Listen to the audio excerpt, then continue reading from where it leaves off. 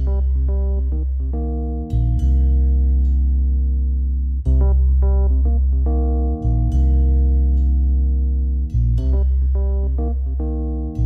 and welcome to another episode of Video Game Logic. Today's episode was recorded on July the 23rd, 2019. I'm your host, Gaming Psychologist, and with me, as always, spending time...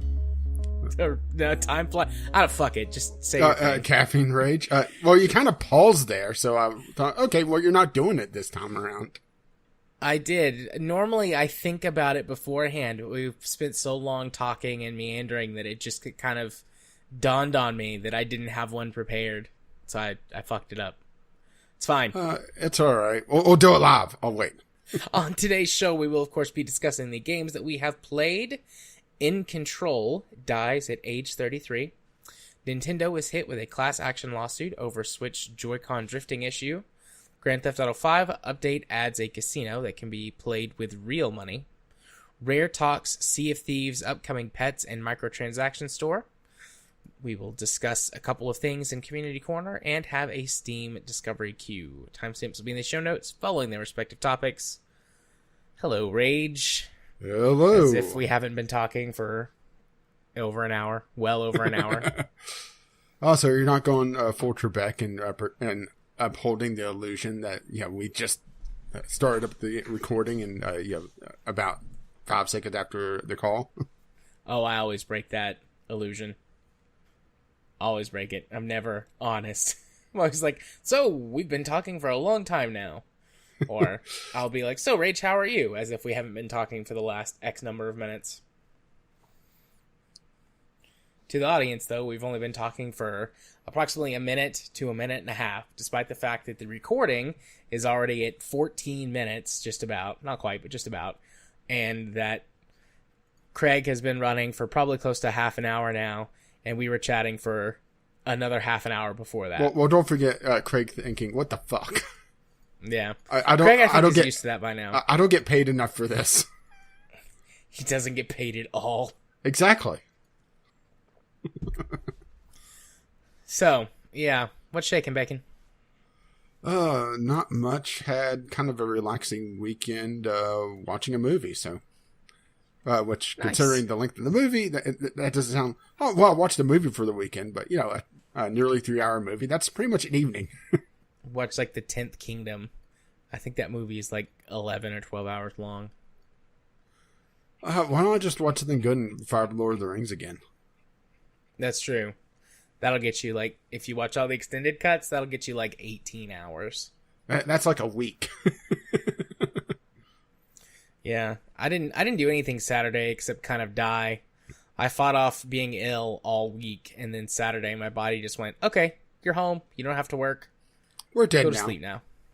So, but I did play a couple of new games to discuss and get farther in some others that I won't be talking about now, but, the fabled X4 in-game discussion inches ever closer. Also, maybe like 6 weeks from now.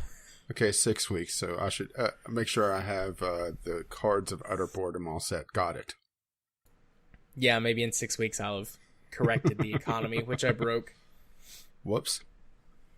Nah, I didn't realize you were elected president. Yeah. No, I fixed a lot of things. Like, I discovered some issues with how it does things, but I'm not gonna drift off into that conversation now. I've learned how to exploit the economy, but in a positive way that makes the game just generally run better. So, better for the game or better for you? Better for the game. You kind of hit a certain point in all of these games that if you just keep playing, you just start to kind of steamroll money, and then you just go, fuck off and do whatever you want. I'm kind of at that point, starting to get to that point. Yeah, most of my, really last 2 weeks since we didn't talk games last week has been playing things that, I can't really talk much more about because, how much more can we talk about Forza? Yeah. Right? Yeah. And Warframe and, Game Club, of course, which honestly hasn't been as much as I should because, getting through the start of a Final Fantasy game is tough. right? Yeah. Yeah. But why don't you talk about what you did play? You've been holding on to this one for a while now. Oh, yeah. Well, a couple weeks ago, well, actually, I guess 3 weeks ago, we had an article talking about the new Dr. Mario mobile game. And I thought, let's try it. Let's see if it's bad as all the articles say it is. And I gotta say, no, it's, well, at least as far as I got, which was only to the second world before I couldn't stomach the game anymore. It wasn't as bad as the articles make it out to be. That doesn't make it good, but it's not as bad. So all the articles that we had that we're talking about this game, we're talking about how you couldn't play for more than like 5 or 10 minutes and then watch an ad or have to buy in for stamina. I never got to that point. Mostly because there were so many other things that utterly pissed me off about the game that I just couldn't get that far.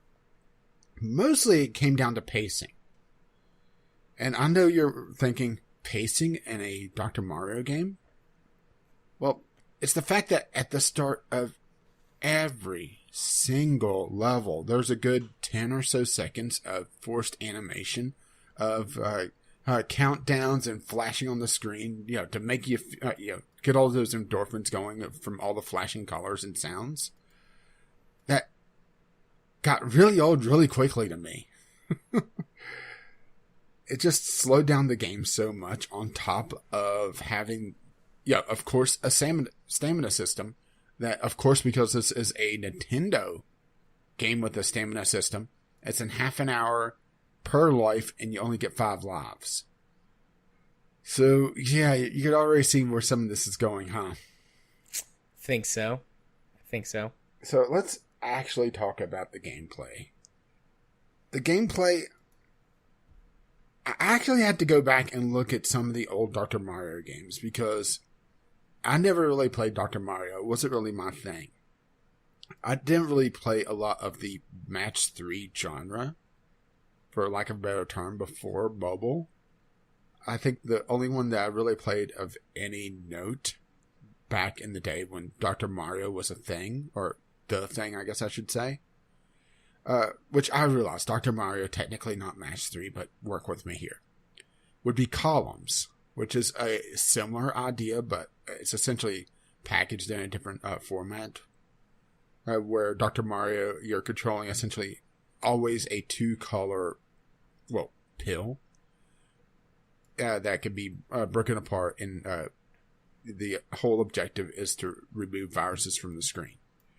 Well, in this, they kind of switch things up. For one, instead of coming from the top, you're coming up from the bottom, which doesn't sound that different, but with the way they handle the controls on this, it gets rather frustrating. So you have the ability to essentially move the pill wherever you want. So you could drag it onto the screen and then release it and, pretty much go full Tetris and just let it fall. Or you could drag it around. Well, you can only drag it up the screen. So if it goes like one roll past where you want it to, well, too bad. You're going to have to figure out somewhere else to put that now. And there was a lot of times that it would jump to a place that I didn't intend, because they have this mechanic of, as long as the pill could fit somewhere, you're able to drag it there, because, touchscreens. Right. That I'm not sure if if the touch interface was a little bit too sensitive, if I just have really fat fingers. Okay, I also have really fat fingers. But it felt highly imprecise, to the point where any level that required any sort of speed, just forget about it. It was going to end up pissing me off more than anything else. And this was on top of levels that change up the actual goal of the game. So typically you're removing viruses, but sometimes you have to essentially, it's a survival mode, and things will fall down from the top. Well, in a couple of those modes that came up, there were indestructible blocks. And I had one time I lost because the drag interface said, okay, well, you moved your thing one row up, so it's going to stick the capsule here and you can't move it. Well, it happened to be right where I had, I was going to lose in a couple of turns because that was going to come off the bottom of the screen. Great. Lovely, right? Okay. There's another mode where you have to find hidden coins and blocks, or constantly match the match 3 against these blocks to get coins out of them. But there were more blocks than there were coins, so some of the blocks didn't have coins, so it required a fail in order to go back and figure out, okay, this section of the level doesn't have coins. I need to focus on this section, which comes into play with the stamina system. Now, there's a little bit of a double-edged sword with the stamina system in this, which I still need to go back to more of the gameplay, but the stamina system has it where when you start a level, you're burning a life instead of how pretty much every other match 3 game with the stamina system works, where when you lose, you burn a life. And you're thinking, well, what's the big deal there, right? Well, the difference in that is that the only time you get that life back is when you first complete a level. So, it's not like, these match 3 games, they, suggest, hey, maybe you should go back and play previous levels to get a better score. Oh, wait, they do, don't they? Well, if you go back to a previous level, and even if you beat your score, at least the last time I played, you don't get that life back. So that's a half an hour timer. Enjoy, right? Yeah. So if you're a completion, it punishes you for being a completionist. Oh, yeah. It punishes you for being a completionist because that's how you, or that's one way to generate coins, which goes into the gacha store. Right? Yeah. You start off with a choice between playing Dr. Mario, Dr. Bowser, or Dr. Peach, which they talk about. The viruses show up, and these 3 put aside their differences and put on their lab coats. Okay, I can understand Mario, having a lab coat somewhere up his ass because he is all professions, but Peach and Bowser, they have lab coats since when? I know. There's probably something in Mario lore, right? Possibly, but not that I'm aware of. Granted, I'm not the arbiter of Mario lore, so. What, you're not? Damn, I'm gonna have to remove that from your title. But in order to unlock additional characters which have different power-ups, which as you progress through a level, you have your power meter or your skill meter eventually ticks up. And like Bowser removes 2 random rows, Peach removes a random column, and Mario removes the lowest row, and that's the starters. And other ones have different abilities. Well, as far as I could tell, pretty much all the different characters have the same appearance rate of 2% and some change. So there's the gacha for your actual playable characters, and there's, I think, like 10 or 12 of them. Pretty much all the staple ones, right? Luigi, Daisy, pretty much your, standard cast. And then you had staff, which essentially gives you a small bonus, and as you get duplicates of them, they level up. So I got a Goomba for my first staff member, who gave me a whole 1% score bonus. Right? Whoa! But if much score. But if I hit that 2% again, I'm not sure if it levels up right away or if it's Clash Royale style where each level requires more and more of the same duplicate. But yeah, it's a very middling bonus, but at the same time, that bonus, or at least this score bonus one, is what dictates the final star level, because the star level, your completion 1 out of 3 star, or out of 3 stars, I should say, for your final score, is based off, well, like I said, your final score, and that is a combination of how many capsules you have left, and other things that are on the screen. So, your leftover capsules are, I think, a negative multiplier. So, getting those could be very helpful for getting 3 stars.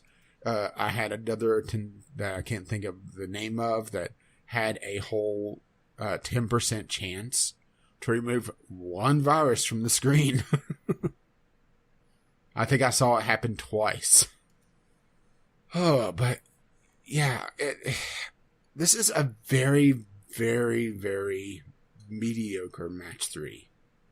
And it's just skinned with Dr. Mario with a few very basic gameplay elements changed off of, your typical columns Tetris style match 3. But the thing that really got people up in arms about it is that, hey, this is a Mario licensed game. We expect better from Nintendo. I'm not sure why they expect better from Nintendo, because, history shows that Nintendo is going to screw you over when it comes to mobile titles. But it's not as bad as reports say. That doesn't make it good, though, right? Right. Trying to think of anything else in particular. I mean, it was just boring.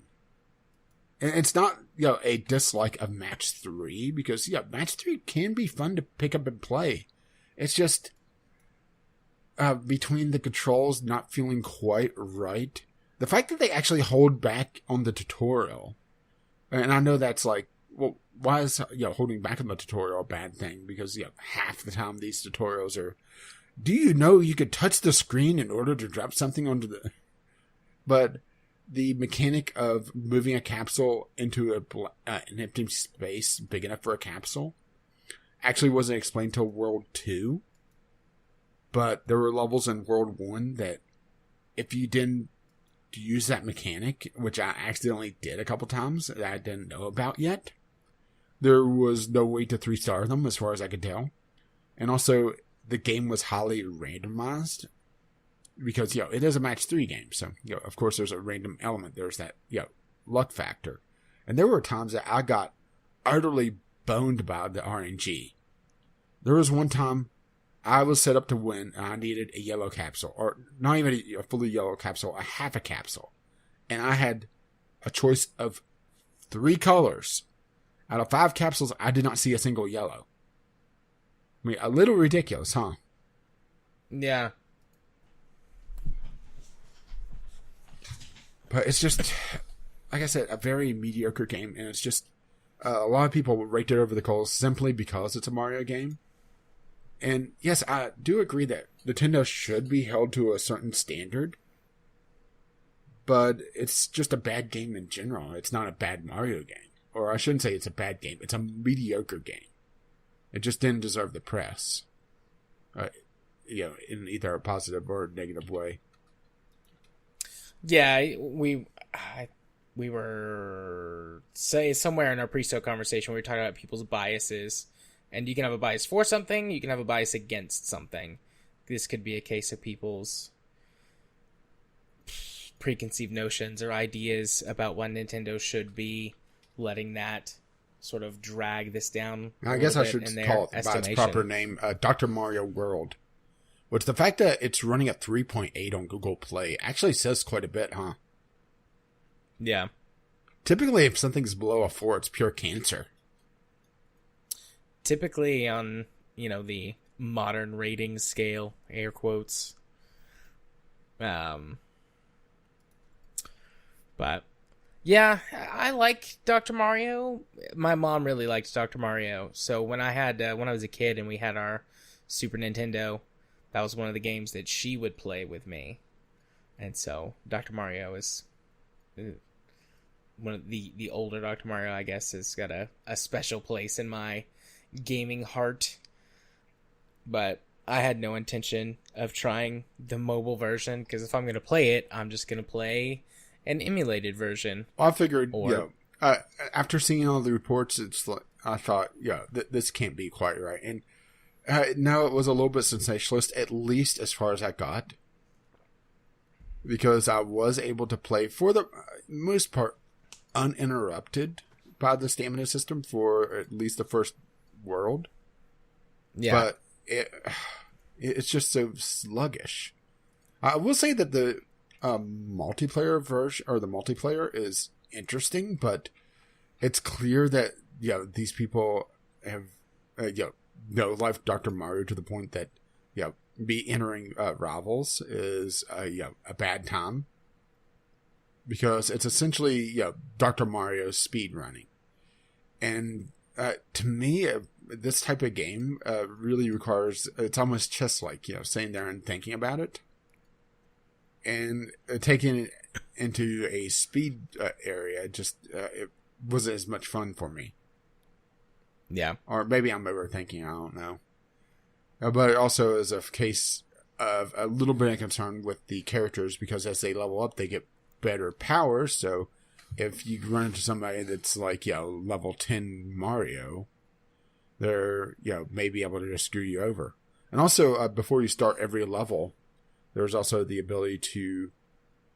Oh, that's one thing that pissed me off. I nearly forgot about that. Oh, I should have reinstalled the game just to play it again. Well, first of all, before you start the level, you have a choice of, power-ups to bring into the level. You can only get 2 with the free currency. Everything else is the premium currency. But the big one is, what is one thing that pretty much every match 3 has? It's those, if you're in trouble, you could spend a little bit of in-game currency to get a power-up to be able to, try to help you out, right? Right. That's a pretty common one. This is all premium currency. All of it. Including going in with more capsules, going in and destroying a block. There's one power-up that just clears all, essentially just, well, they call it useless capsules, but the ones that are still on the screen. It's all premium currency. It's literally pay to win. And they kind of, get you used to the idea by giving you that first one free. The first hit's free. Right. And I got into a level where I was having trouble. It was one of those that there's some levels on this that feels very particular. Like if you don't get the perfect draws on the capsules, you're going to have a very, very tough time winning. And I was having that on one of the levels. I guess that's why I was able to complete the first world without really having trouble with the stamina timer, because I just got frustrated with the game at times because RNG was just not there.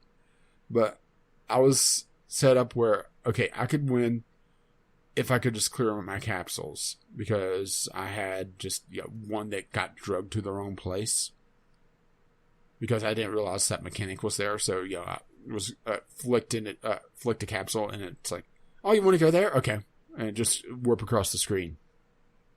So I went to I had enough money to be able to. I figured, okay, I'll just buy it. Buy the clear capsules with the in-game currency and be done with it. And it popped up the diamonds, which is the premium currency. And I just stopped and looked at it like, really? That's where you're going with this? Ugh. Yeah, there's actually a lot of negative reviews, which is honestly a little surprising. But, yeah.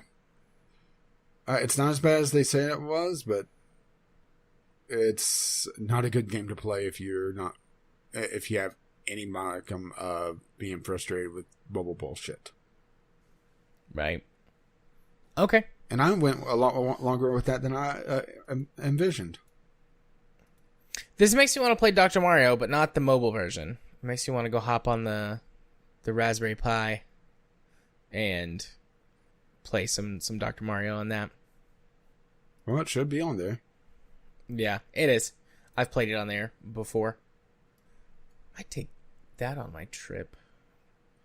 We could all sit in the hotel room and play classic Nintendo games.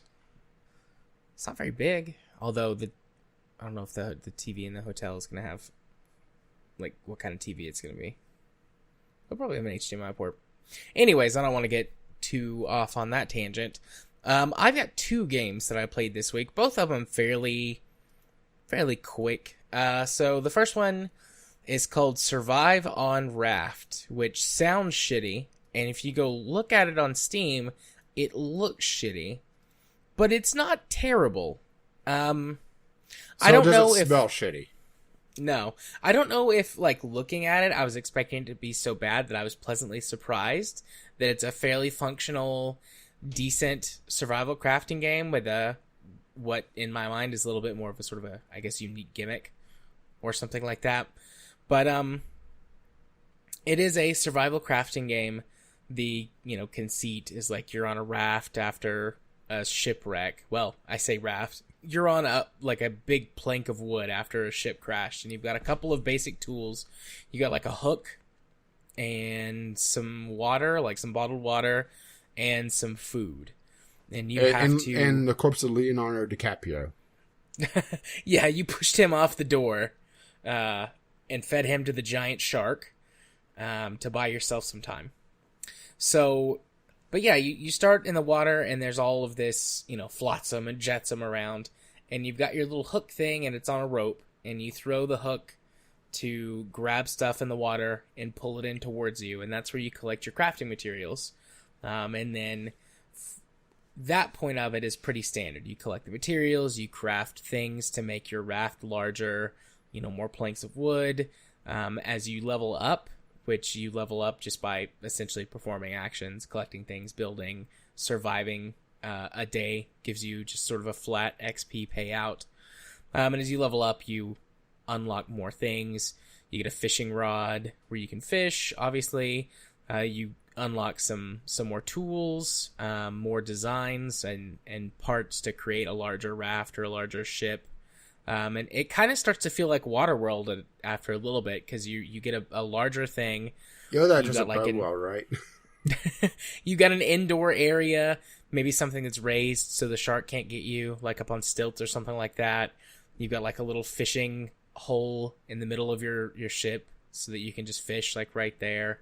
You can craft... I don't know, like some kind of water purifying station. Like, I get the principle behind it. I don't exactly know what it's called, because it just says fresh water maker is like what it's called. The English is, I won't say strong in this, but definitely present. So, it's called like fresh water maker, but it's essentially kind of like would it be a sump? Like a barrel that you light a fire underneath, and then that creates vapor, and you collect the vapor so that you purify the water. Yeah, I guess that would be a distiller. Thanks.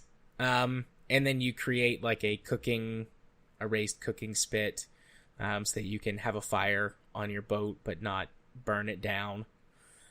So that you can make food and continue to eat. There's other stuff too. There's some decorative stuff you can get, like rugs and tapestries and wall decorations. You can do things like torches so you can have light at nighttime, which helps keep the giant shark away. So there are giant sharks swimming around in the water, and if you jump in the water, it's basically instant death. If you jump in or if you fall in, they will come and they will snatch you up and they will eat you. And every night, except for the first night, they will come and they will attack your raft and destroy pieces of it until either the sun comes up and they run away, or you attack them. There's a couple of weapons you can attack, but the best one is like a spear you can make. And you like stab them in the eyes, and then they run away. But they'll come and they'll destroy pieces of your raft until you fight them off, or the sun comes up, or they get bored, or whatever the timer is for that. Or you punch them in the nose. I don't think that you can kill the shark. At least I haven't been able to. Like, it always runs away.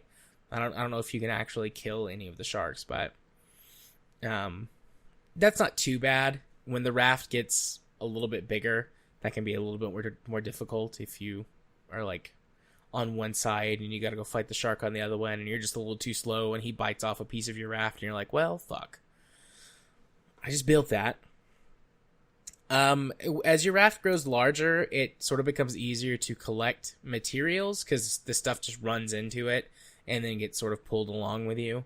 So you can just walk up to it and grab it instead of having to use like the hook to throw it out in the water and pull stuff in.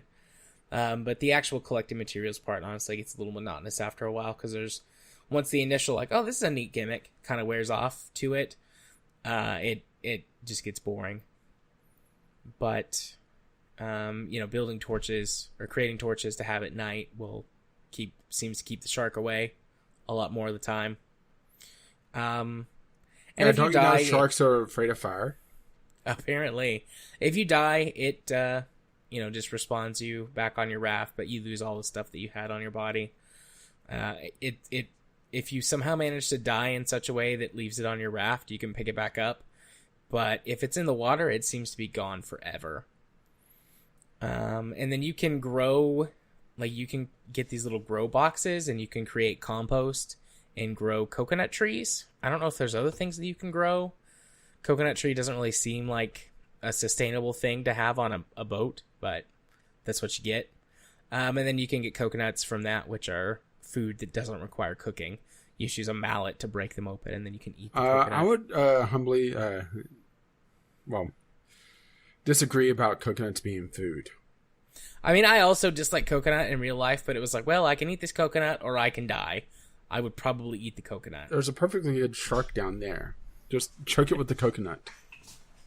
Just pelt it with coconuts until it dies. And that's pretty much it. I mean, the goal is to just survive as many nights as you can. It's fairly simple control-wise. There's a tutorial. You don't really need it. I don't know if there's plans to develop it farther. It doesn't say it's in early access, so who knows? But as like a nifty little thing for a couple of bucks on sale, I think it's worth it. It's $5 like on its own right now. I don't know if it's worth $5. I've gotten about an hour's worth of enjoyment out of it. I might get another hour just to play around with some of the other tools that I haven't gotten to yet. But beyond that, I don't really think it has much else unless they update it. It basically can run on a potato. So if you've got a low-end machine or a laptop that you're just looking for something to have, this is a possibility. But, for what they're asking for it, if they were like, oh, $20 for this game, it's not worth it. But $5, maybe, $1, $2 on a Steam sale, perfect.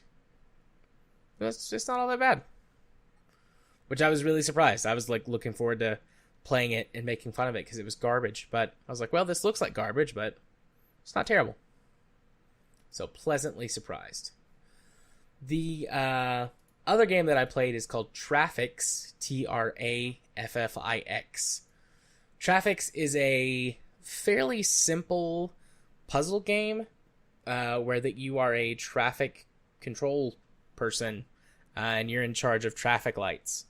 And is traffic that is moving and other things that could be moving. Some of the levels have like trains, or for some reason the roads cross airfields, or I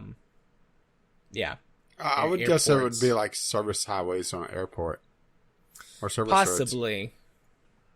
Possibly. But things like that. There's intersections, roundabouts, exchanges, and you're controlling some traffic flow.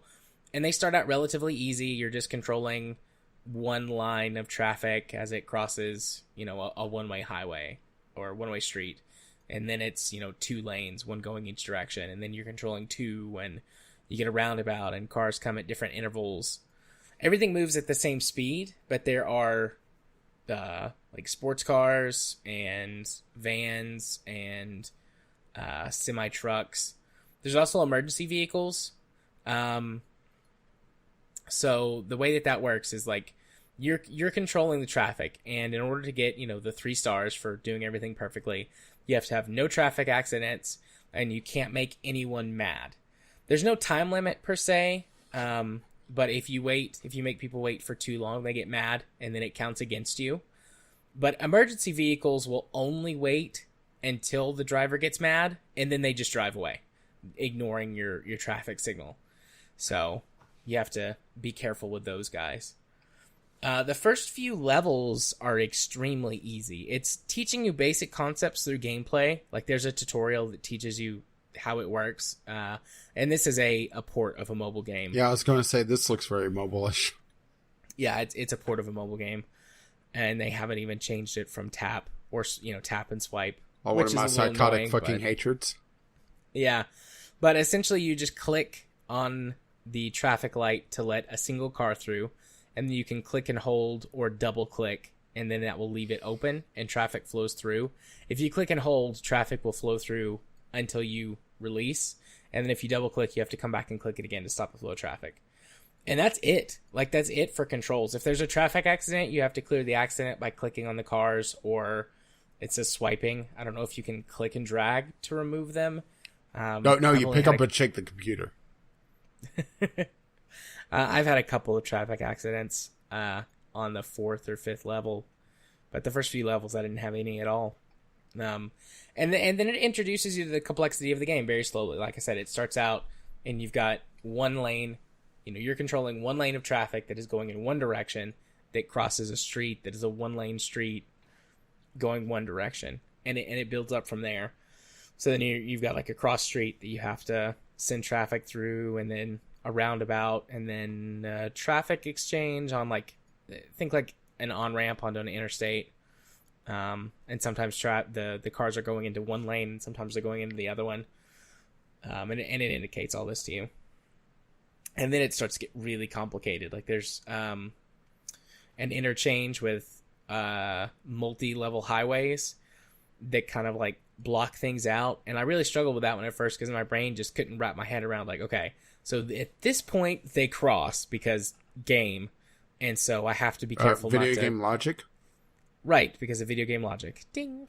Like, I have to be careful with this intersection because they can crash into each other. But this one, even though it looks exactly the same, they don't actually cross because the highways are at different levels. And that screwed me up for a little bit.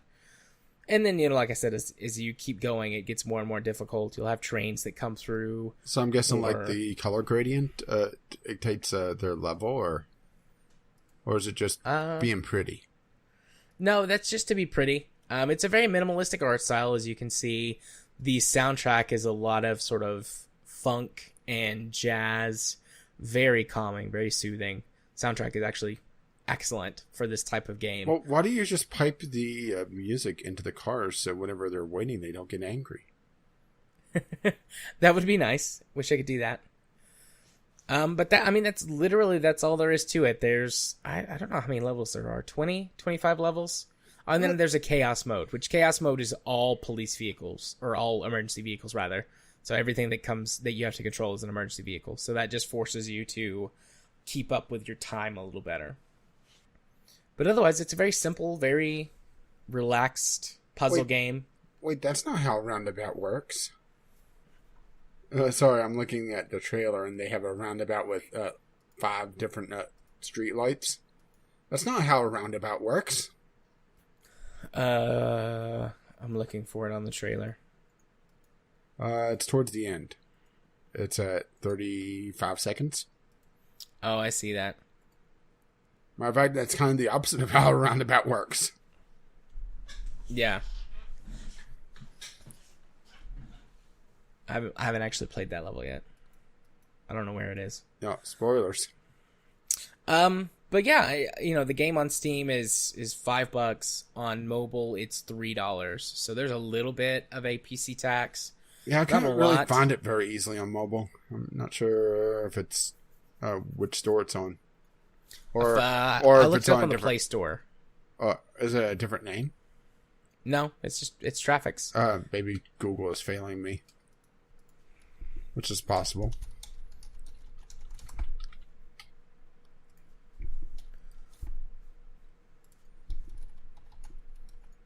Traffix. Yeah, I don't see it using that name. Copy and pasting from the Steam store. You're offline on Steam right now. I'll send it to you on Discord. There you go. But yeah, $3 on mobile. Huh, weird. I was searching for it, but oh well.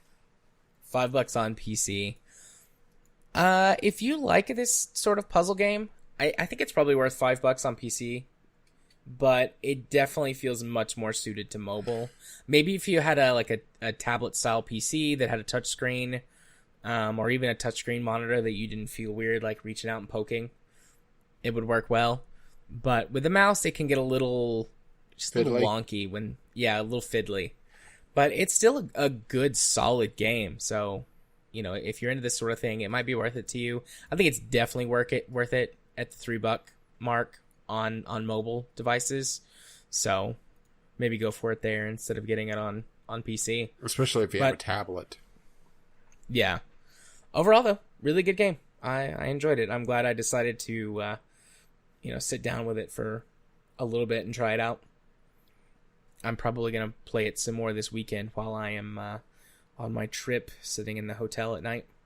Just because it's something that will run on my potato laptop. Oh, GLaDOS. Indeed. But that's it for games we have played this week. In last week. That's my 2. Well, yeah, in last week. But not the week before. No, not the week before. So, are we ready to move on to the news? Yeah, I think so. So our first news topic is a pretty big downer. Geoff iNcontroL Robinson dies at age 33. This happened over the weekend. Actually, I think it he officially passed away on Friday, and then it was announced over the weekend that it happened. There are very few details. Basically, the article that we've got just is showing you where the tweet was that announced what happened. Yeah, which his Twitter feed has updated to say that he died due to a blood clot in his lung. Oh, okay. Let's see. To offer some solace in this time of grief, we learn that Geoff passed away quickly and painlessly from a blood clot in his lungs. That was the latest tweet on the 22nd. So yesterday, Monday. Yeah. Okay. But it was announced on Sunday. So. Yeah. Initially, all it said that he passed away from a sudden illness, which I guess blood clot in your lungs could. Yeah, and there were some people doing some detective work saying that he had a tattoo that got infected and he had an abscess. So there were people saying, well, maybe it was related to that, but it looks like it wasn't. Or potentially not. Yeah. I don't know if an abscess can actually cause a blood clot or not. I don't know. Regardless, what specifically led to the blood clot or whatever, we might find out later. That's totally up to the friends and family if they wish to share that information. But, we were chatting, was it Sunday night? Yeah. And we were just chatting. I was going through Reddit and I saw this and I was like, who is iNcontroL? And we talked about it for... His name sounds familiar. Yeah. So I'm most familiar with him, or pretty much 100% familiar with him, just through his repeated appearances on the Co-Optional podcast over the years. Yeah, I knew him a little bit more because whenever I catch it on, I'll watch some WCS, which he was an announcer on, and before that he was a StarCraft player. So he would, I recognize the name from there, but also him and Total Biscuit for quite a while did some co-streaming and would cast StarCraft. So, and they had a good chemistry together going back and forth. So, yeah. Yeah. He actually had a very recent appearance on the Co-Optional. I can't remember if it was, I can look it up real quick. It was either last week's episode or 2 weeks ago. Yeah, it's going to be a little odd when I catch up to that. Yeah, viewing the tweets from the rest of the Co-Optional crew, it was 2 weeks ago. So yeah, they were like, hey, we just talked to him. This is crazy. It's like a nightmare. Stuff like that. Which, losing anybody that you're close to suddenly definitely feels that way. Like it's a bad dream you can't wake up from. And so, Yeah, it sounds like he, assuming that this is, the blood clot is what happened and not caused by underlying condition. There's some things that could just, kill you without really any warning, which is a little scary when you think about it, huh? Yeah. Yeah, there's all kinds of shit that can just, get you on a moment's notice like that. Mm-hmm. Even though we weren't super familiar with him, we know that we've got an audience of people who might have been familiar. I'm going to sort of drop my therapist stuff in here.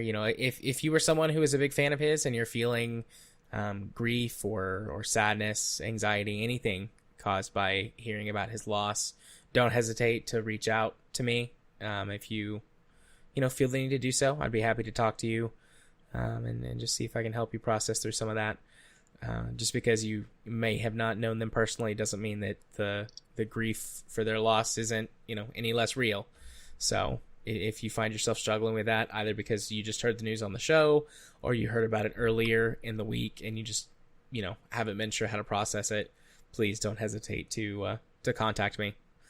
Anything that we talk about will be completely confidential, just as if you were a paying client. So, what? They're not a paying client?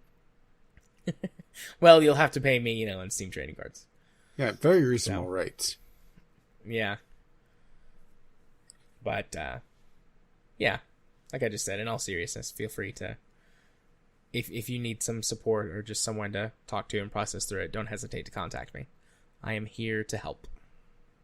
But I don't particularly have anything else to add to this. We just knew that we couldn't really pass, completely ignore it. So yeah, it was too big a news to really not bring up at the very least. Yeah. I mean, it was the top news of the week on Reddit, so yeah. Or at least, no, sorry. It looks like it got passed up at the last second. About the Spider-Man. The Spider-Man. Sorry. All right. Are you ready to move on to our next news topic of the evening?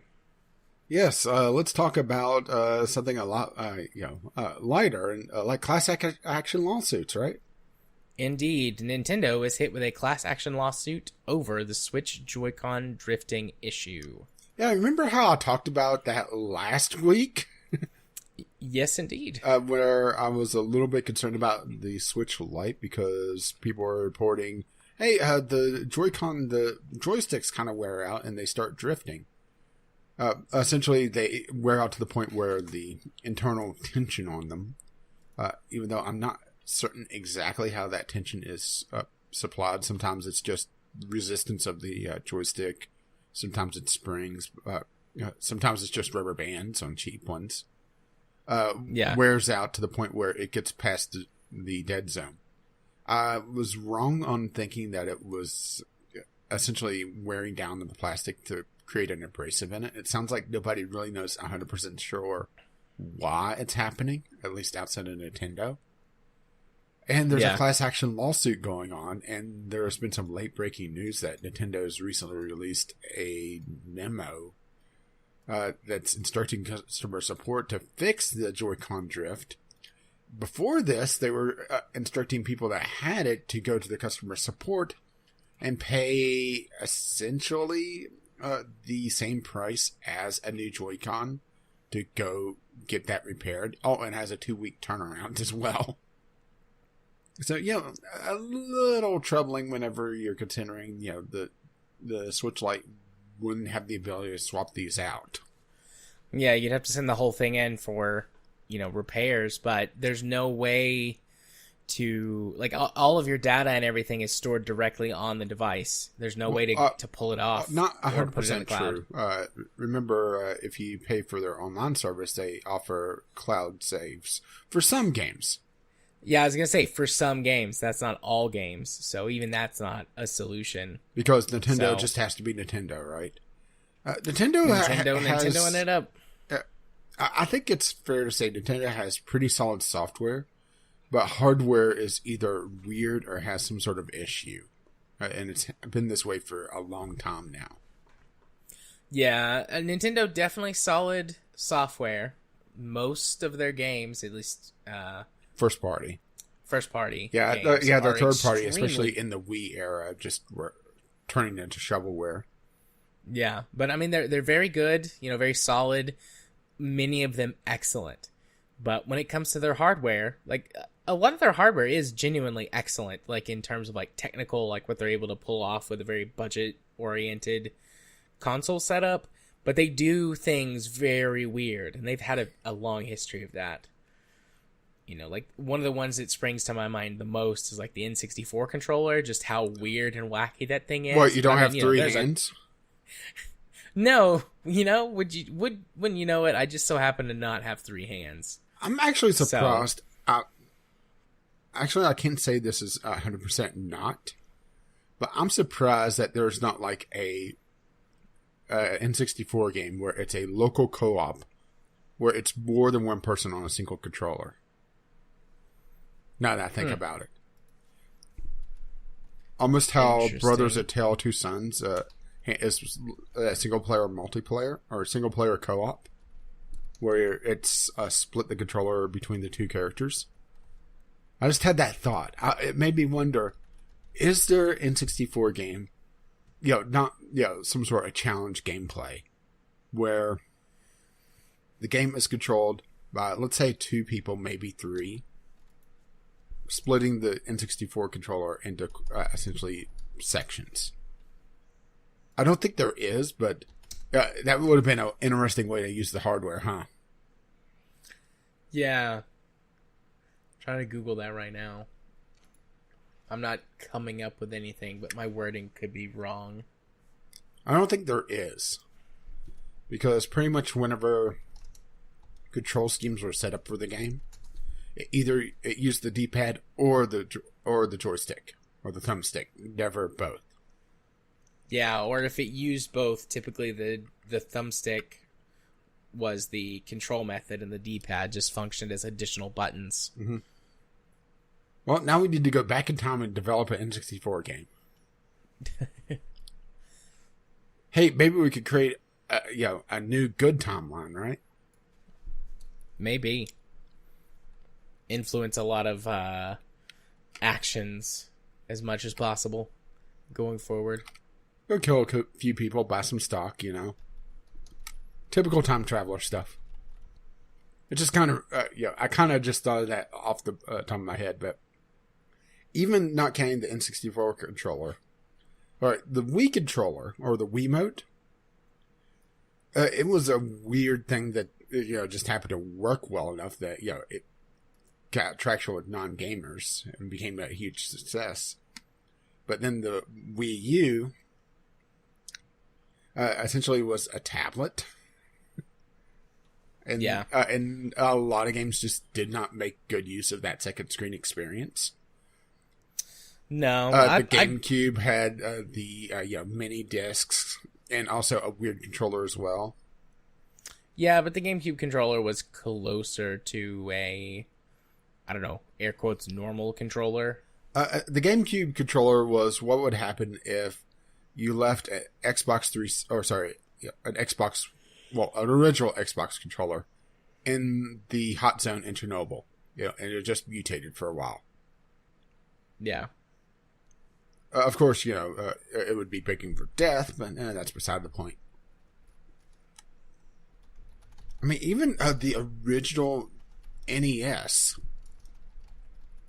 it had a hardware issue with its contacts because they did this weird zero force contact system in it, essentially trying to distance themselves away from the traditional the traditional format of game cartridges at the time, and wanted to have the games loaded in like a VCR. And because of how they set up the system, where all the contact pins inside it were bent, so whenever you put in the cartridge and then push down on it, all the pins would put force on the contacts on the cartridge. Over time, the essentially the bending of those pins would, they would lose their memory essentially, or the springiness of them would go away. Yeah. So you would start getting failures there. So, even in the original Nintendo console, there was a hardware issue because they had to be, doing something different. So, Nintendo has a long history of little fiddly hardware things. And even the N64 gamepad had a joystick or a thumbstick issue. So, this is even a new thing. It's at the point now where Nintendo buried their head in the sand for so long about this issue that it came to a class action lawsuit that they're quickly trying to rectify because threat of litigation. Oh shit, we need to do something now, right? Yeah, I mean that's unfortunately what it takes most of the time to push companies into actually doing something is the threat of litigation.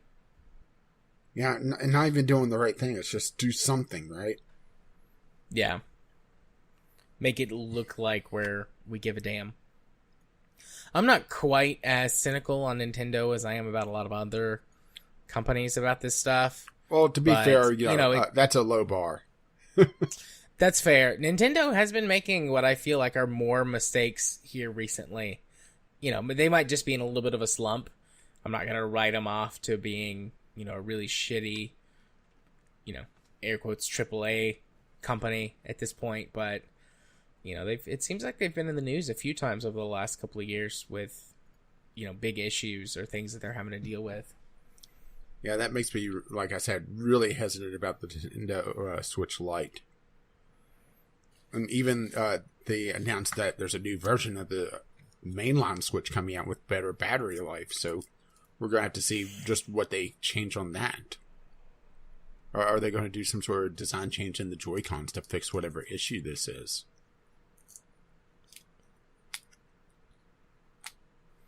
Good question. I don't know. I think I mentioned this before. I'm definitely interested in the Switch Lite because all I'm really care about is the portability of it, and I would use it 100% like a handheld portable console. And the fact that it's less expensive. Like, I know the screen's smaller, it's all one piece, stuff like that, but it's cheaper and is, 100% portable, so I don't currently own a Switch. I've talked about getting one a couple of times. The time's never been right for it, but maybe, who knows, maybe this year. Might be some decent bundles for the holidays with it, so we'll see. Obviously, if I get it, I'll use it and report back. So I'm going to stop looking now. I have been looking for what you mentioned, that idea of a hey, we had a random experience. pitch a game, huh? Yeah. I might dig into it some more later. I also might just forget after I go to sleep and wake up tomorrow. So, no promises. But if I do find something, I will report back on that as well. Next news topic. Grand Theft Auto 5 update adds a casino that can be played with real money. Oh boy, right? Yeah. Now some caveats on this is that there is a limit to the amount of money you can buy in with in a particular time frame, but it's still allowing people to buy in. Well, I thought that the buy-in limit was only if you were using the in-game currency, because it translates at a rate of $1 to one chip at the casino that you can buy into every in-game day, which is an hour. Yeah, which I think that's where they're going with this, is the fact that shark cards exist, and that's the thing. Is that anytime that they put anything, kind of questionable about, the fact that you could buy in with real money to get in-game currency and then use that currency to gamble, starts to set up some red flags, right? Oh, yeah. But, I 100% expect them to sell specific casino shark cards where you can get all that money dumped at once into your, chip count or casino bank account or however that works specifically in-game. Yeah, I 100% expect that. Yeah, and also some countries are having it where this entire update is essentially blocked. It's essentially a big building and that's it. You're not able to buy in the chips to be able to go in, and the only way to use the content is to buy into the chips with the in-game money, which, like I said, as far as I could tell, I could be wrong with this because I haven't played GTA Online. I haven't played GTA 5, period, so I could be wrong on this, so if I'm wrong, please send in a correction at vglpodcast@gmail.com or vglpodcast on Twitter, because I want that correction. But yeah, it looks like essentially $10 a day is the maximum that you can buy in with, which, yeah, doesn't sound like a lot, but yeah, $10 a day adds up. Right? Yeah. Especially with somebody that has, an addiction to gambling to begin with, right? Yeah. I mean, if you have a gambling addiction and you go the max every day, that's $70 a week, which is... My brain is not wanting to do math. Where's my calculator? 3,600 a day, or 3,600 a year. Sorry. Yeah. So in some change, 3,640. So you could spend that, just in a year on the in-game gambling. That's assuming, of course, that you don't, that you're losing everything and you're buying the maximum, of course, because there is the chance that you're winning some money in this as well. But this is the problem I have with hardcore gambling in a game situation. Yes, I realize GTA is a mature rated game. Kids should not be playing it. So I'm not even going with the think of the children aspect here. One of the most heavily regulated industries in America is the gambling industry. Yeah. And they hard enforce win percentages. They hard enforce house advantage. It's the Wild West when I realize it's not the Wild West. That's a different game. But, sorry. But it is the Wild West when it comes to that on gaming. Or I should say gaming and video games, because that's what they use the term gaming for gambling. And we've already seen, with loot boxes where they'll tweak the odds. So if you're having a very long string of bad luck, some games will kind of bump up the chance of getting something really good to keep you going, to get the Skinner box to pay out a little bit sooner, right? Yeah. And gambling requires a level of trust I do not have in the gaming industry, period. Especially whenever real money starts entering it. Yeah. I agree 100% on that one. This is a kind of a troubling segue as well. Well, yeah, it's that too. But this is also kind of a segue to something because the British had been doing there's actually a link in this. Yeah, but the British had been doing an investigation into whether or not loot boxes were gambling a couple of weeks ago, when EA's representatives were talking about, air quotes, surprise mechanics. It's the surprise mechanic. Yeah, this is that investigation. And the article that they linked to doesn't quite have all the details that Jim Sterling talked about in his YouTube video, and I think he had links to some stuff in there. Basically, they said that loot boxes don't qualify as gambling under current UK law, specifically because there's no physical payout. You don't get real money. You don't get some kind of real item or whatever. And that's the only thing that separates it from gambling based on current UK law. And there's already a petition to close that loophole, by the way. Yeah. Which, technically, this is a victory for the gaming industry, but I think it highlights what we have said and what many others have said. Like, this is gambling in everything except, legally recognized name. Like, they're utilizing all of the same tricks, psychological tricks and motivators to prey on people's, addictive tendencies and things like that. And they're basically getting away with it because of a loophole in law. And specifically, I don't think this part was mentioned in the article, but it does say it. Jim does quote it in his video on his channel. Says that, this doesn't meet the law, but it is troubling, and we need to look into corrective action or an oversight committee, something like a next step that they were proposing happened to bring this under some kind of umbrella, because they acknowledge like all of this is troubling, and it basically fits the standard for what they call a lottery, instead of gambling, which, if you ask me, like, a lottery is just a different type of gambling, but that's splitting hairs. But regardless, a lottery is just worse odds for gambling. Yeah. So, this is probably going to be touted by a lot of, the ESA and the, what is it over in Europe? Peggy? Or is Peggy the government rating? I'm actually not 100% certain right now. Whatever the ESA's European equivalent is, and by a lot of these companies, is like, aha, a win. See, they said that it wasn't gambling. And, it is a short-term victory, but it's just highlighting how blurry the line is. Yeah, but they also, at least on the article linked from the GTA 5 article, talks about how Valve should do more to close down the secondary market as well. Because, that's the problem, right? That, I think, is definitely part of the problem, but it's not the whole problem. I think it's more of a symptom of the problem, actually, as opposed to the problem itself. The skinominy? Yeah. And part of dealing with things is, you treat the symptoms, but you also have to treat the underlying cause as well.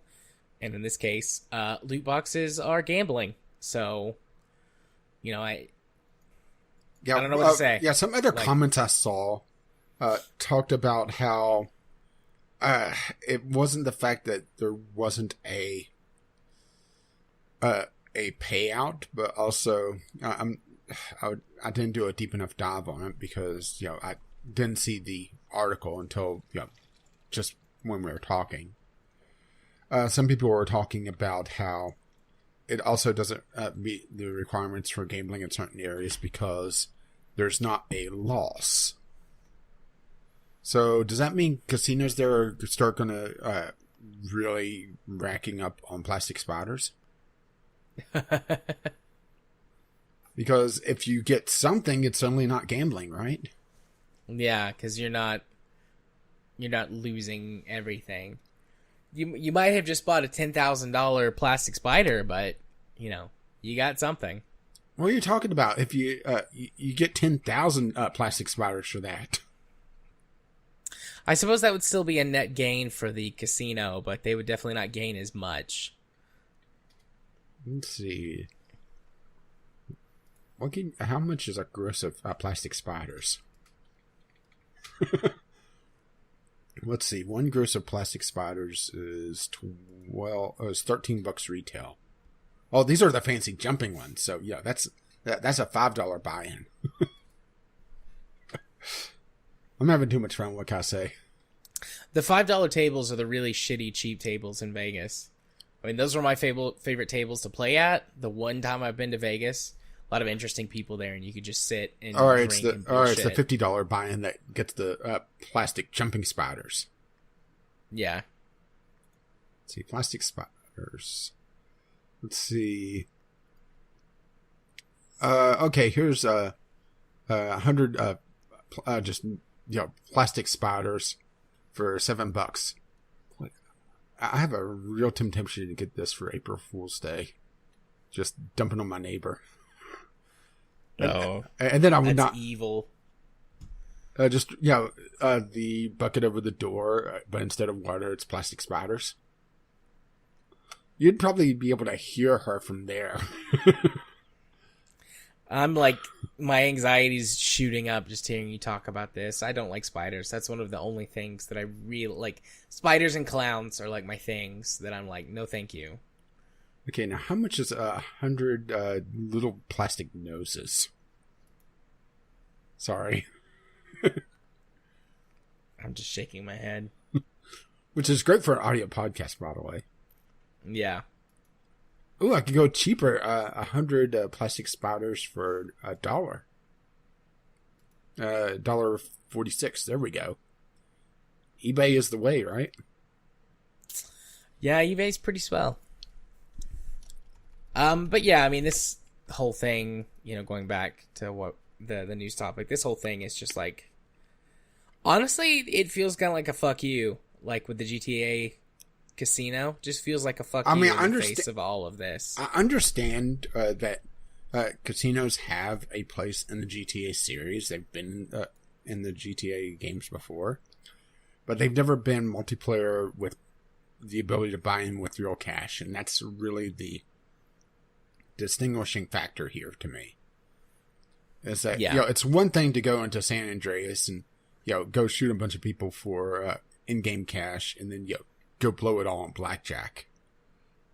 But it's another one whenever you're buying shark cards and you're dropping $10 a day on casino chips. It just seems it seems like there's a real distinction of shittiness there.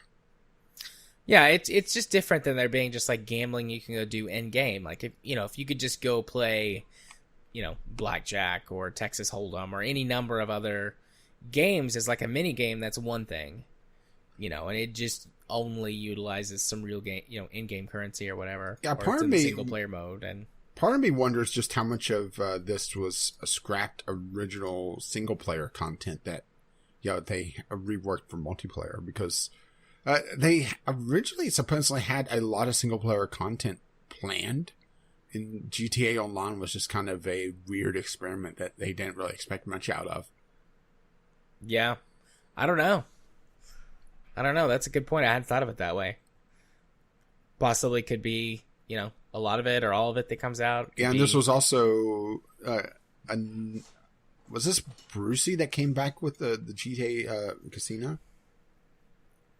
Oh, I don't know. I didn't see if there was a specific character. I know Gay Tony was the previous one.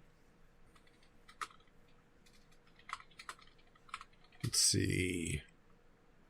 I'm just seeing if I can find it real quick. Yeah, Brucey. Because Brucey. I like Brucey. Brucey is definitely the one that I would consider with a casino, right?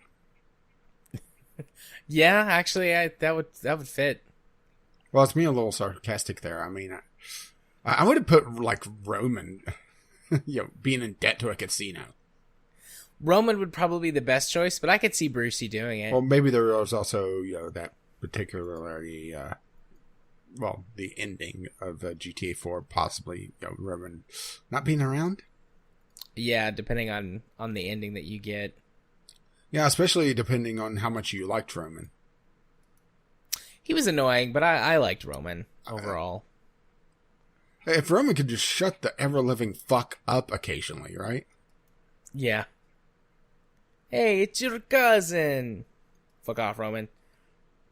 I'm killing hookers. Don't leave me alone. And now I have the Miracles Sound song coming up. Ooh, Nico, it's your cousin. Not my favorite one of his songs. I don't know all of it or as much of it, but yeah, I can kind of hear it starting to play in my head. It's an earworm. That's the problem. Yeah. So should we get away from this before we get a copyright strike from Miracle Sound? Obviously not due to your performance, because I don't think any AI would be able to recognize that as a human singing. It's just screeching noises. Yeah, we'll move on to our last news topic. We'll get in trouble for having injuries on the podcast. It sounded like there was a seal that was being beaten to death. No, that was just Jared singing.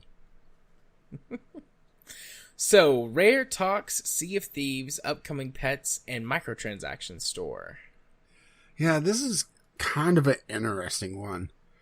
And because it's Sea of Thieves, it's not as clear-cut to me on just my thoughts on this. So, way back when Sea of Thieves launched, and it's extremely bare-bones state, let's be perfectly honest, one of the things they planned on releasing not long afterwards was a cosmetic store.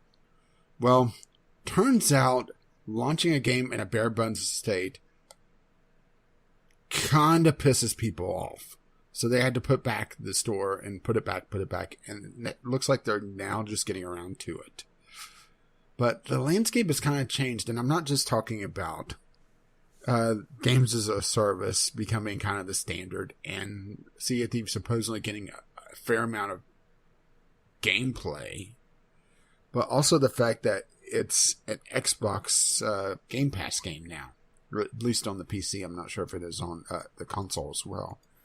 Yeah, it is on console. It was one of the ones that they were like, I think that the Sea of Thieves came out the same time they debuted the Game Pass service. Yeah, I remember. That's right. You got the Game Pass in order to try it for a month. Yeah. And you were highly disappointed. Yeah. But it's very sad. But it makes me wonder just where microtransactions are going to go if we start seeing more of these Netflix of games popping up, where especially if they use the Netflix model of all the games on the pass gets an equal cut or a predetermined cut of the revenue, or a predetermined amount of money. Are we going to see where microtransactions make a little bit more sense in a AAA game because the majority of the players are essentially subscribers instead of buyers? It's an interesting thing, isn't it?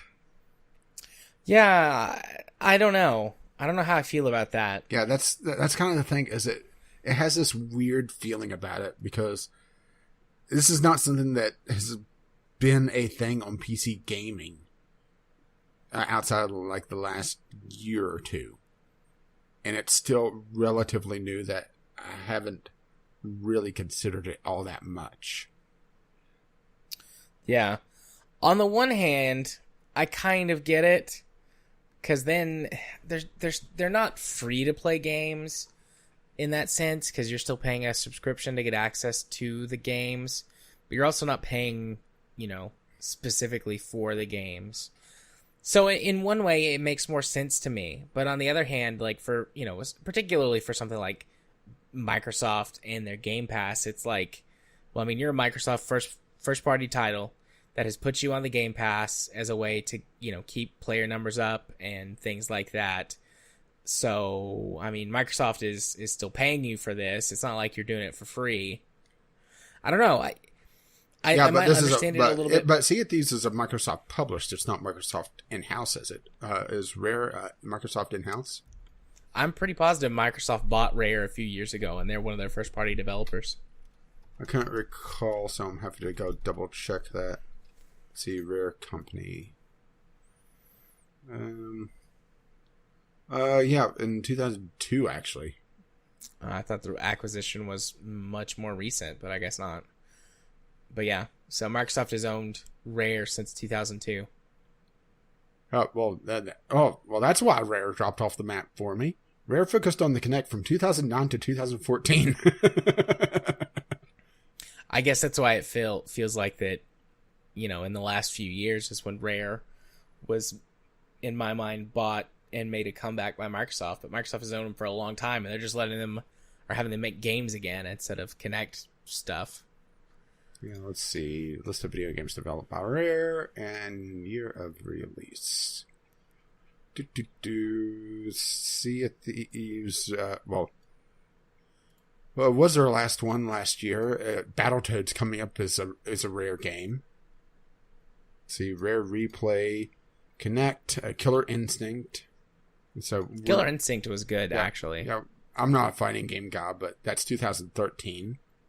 Kinect Sports Season 2, Banjo-Kazooie Nuts and Bolts, which was... Holy shit, Rare made Viva Pinata! I love Viva Pinata!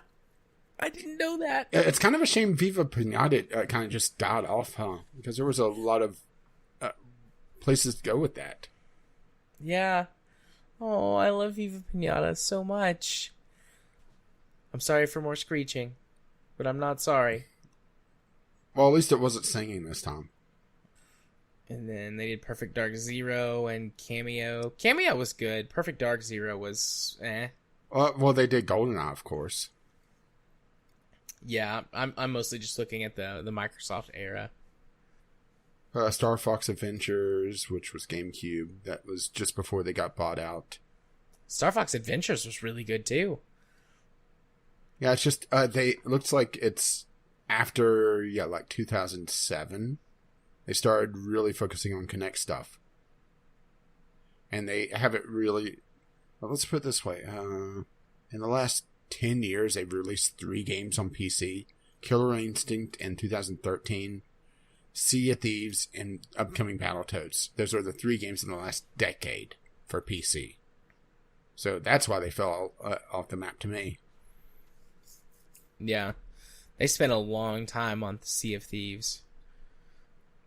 I heard some insider reports from, some contractors and developers that left the studio mid-production that they got like 2 years into making it, but it like hadn't really shaped up into anything, like almost like an Anthem story.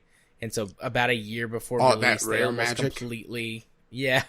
almost completely restarted development. And that's one of the reasons why it came out such a mess. 2015, Sea of Thieves was announced at a Microsoft Xbox press conference at E3 2015. Yes, I realize we covered E3 2015. It was a really bare bones release or showing at that point. Did we do 2015? Yeah. I think that was the year before we started the show. Because we've done 3 E3s, so that would be 2017 to 2018. No, gameplay was first shown at 2016. They did just announced what it was in 2015. So, yeah, 2016 was the first thing they showed gameplay. And that was the cringy one with all the influencers, wasn't it? Yeah, it was. But it was originally scheduled to release in 2017. Development started in 2014 with the idea of group shared narrative, which Greg Miles of Rare described as a clumsy, tilted concept that envisioned a group type of multiplayer where players would create experiences that are entertaining to watch. So, hey, Twitch before Twitch, right? Yeah. So, back to the thrust or the general idea of the news topic about them having a microtransaction store. I don't like it. I don't care if they're on a subscription-based service. Like, I've been sitting here thinking about it. We talked about it. I don't like it. Like, if this was some kind of third-party subscription service, it might make a little more sense to me. Like, they would have something in their contract, but, Rare, so, and Sea of Thieves was developed, produced, owned by Microsoft, and Microsoft is the streaming service where you can get it. So, I don't like the idea of that. The more we've talked about it, I don't like it. But if it was third party, you wouldn't have this big a problem? I wouldn't have as much of an issue with it, because the thing is, if it was a third party service that they were a part of, and then them having the microtransaction store, like, they're not getting the same kind of backing. Like, that's the thing. With this being all in-house Microsoft stuff, they're getting their backing, their funding from Microsoft, or at least a big portion of it. So, with accounting and, number shuffling and all that jazz, it could look like they've got a loss without the microtransactions. But with Microsoft being their parent company, Microsoft can be positioning this to be a loss leader to promote their service. And having the microtransactions in the store in it as well feels like, double dipping or, just like an see, if they don't do this, they leave money on the table. Yeah, I know. All of them can't be happy with making the oodles of money that they do make. They have to make every single cent, or everything's performing below expectations. Yeah, but yeah, that's kind of the shitty thing, huh? Yeah, if it was a third-party service where they weren't being subsidized by the service provider, I could understand. Well, that's assuming that they are being subsidized. That's the thing, is that we don't know the agreements behind the scenes. I suppose not, but like I said, Microsoft owns them, so... Yeah, but they are also still treated as a separate company under the Microsoft umbrella, as far as I could tell. They're off doing their own thing as well, so it really depends just on the corporate relationship going on. I realize I'm playing devil's advocate here, but that's fine. But a lot of it is a lot of question marks. How are they being subsidized, if they're being subsidized? If it's based on people downloading the game and playing it to boost the player numbers for the people buying in or buying expansions or whatever for that game, then that's one thing. Other than them getting the set whatever, and if they sell an expansion, great. If not, oh well, that's your tough luck. Part of me wonders if, for a subscription like Game Pass or Uplay Plus or Origin Access, if these games start doing a lot more microtransactions, I wonder if sooner or later the subscriptions give some sort of premium currency as a bonus to try to nudge people into spending these microtransactions. Like every month you get, like 1,000 Microsoft bucks or something that is good on any of their games on the service as a microtransaction payment. Sort of how mobile games do a premium currency trickle to try to warm you to doing this. Yeah. That psychological trick. Yeah, I mean, I'm not sure they could do that. I personally don't feel like they would have to. Like, as long as the value for the subscription service is good enough, or at least where I personally feel like it's good enough, then I don't need any additional incentives. I'm basically just getting a bunch of games for, effectively a very low overall price, and that's good enough for me. But I could totally see them doing that to incentivize people to stay. I mean, Microsoft used to have Microsoft points before they just converted it to, flat currency. Yeah, and the Microsoft points was always that system. Very insidious, where everything was priced in such a way that it was almost impossible to completely cash out. And then you had that sunk cost fallacy of, well, I have this much if I buy another card, right? Yeah. I mean, I used to do that back when I played a lot more Xbox titles. And even with the currency, you can't just have a credit card or a PayPal attached now, and you can just buy it instead of having to buy points. But you can still buy the currency to load into your account, and then you kind of run into the same thing. Yeah, I was more but it's just not thinking as out bad as the loud, points. trying to warn people to the idea of having these microtransactions. Because there is a backlash whenever a game like this announces microtransactions, especially ones that aren't on a subscription service where, it's a $60 buy-in, or hell, a lot of times it's even more now whenever you start getting into special editions and season passes and everything. Yeah. But the subscription angle is a new one that is in a weird spot right now for PC gaming. So, that's kind of why I wanted to bring this up, really. It was just, it's a different take on this. Indeed. I was just thinking for a second if I had any final points, but I think I have made all of my points. So, oh my, we can go ahead and scoot on over to Community Corner.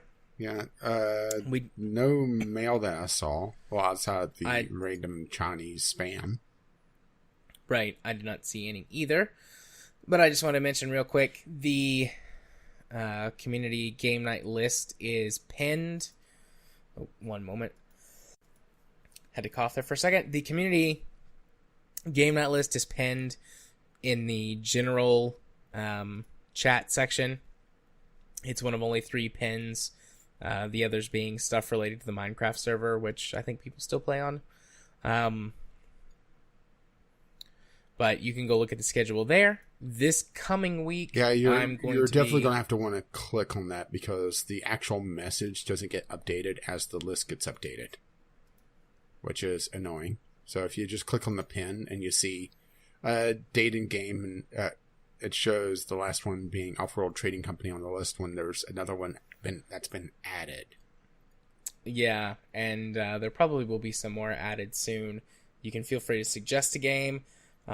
Try and pick ones that multiple people in the community have. Not everybody has to have the same game. We don't all have the same games, but try and pick games that multiple people have in the community. If you want to suggest something, I know several of us have Game Pass. If you if you also have Game Pass and would like to suggest a game on that.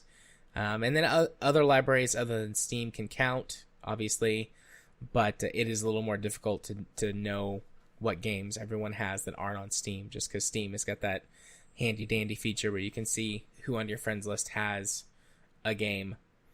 Yeah, I would say Twitch Prime, even though I'm not sure if there's been any big multiplayer games on Twitch Prime. Yeah, that's a possible suggestion. Also, something, it doesn't have to be on any of those sorts of game launchers or whatever. Mm-hmm. If there's, for example, an MMO or a particular free-to-play game that you're interested in that isn't on Steam or something like that, and you would like to suggest that, I don't want you to hesitate with any suggestions. If it's something that's a little more iffy and not like, oh yeah, absolutely, we can put that on the list. Because the things that have been suggested have been like, oh yeah, totally, that's going to go on the list because that makes sense. But if it's not within that, we can discuss it, amongst the community members and kind of be democratic about it. But I just wanted to bring that up. We'll probably mention every week just what the next one's going to be, just so everyone's on the same page. But this coming week, I will be gone, so I just went ahead and called it. I mean, if you guys want to get together and do something, knock yourselves out.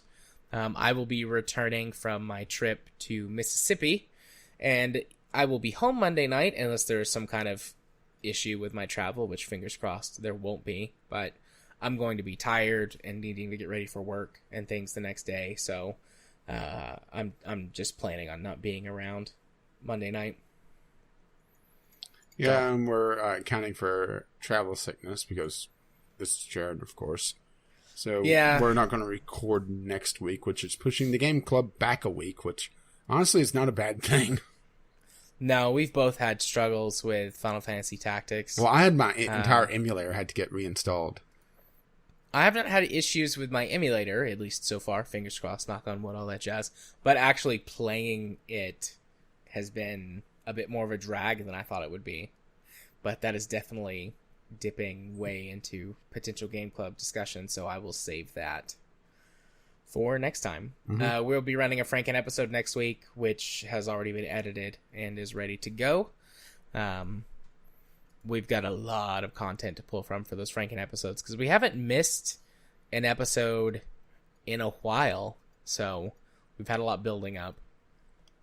So it's good to use some of it. In other words, you're saying we should be lazy every once in a while?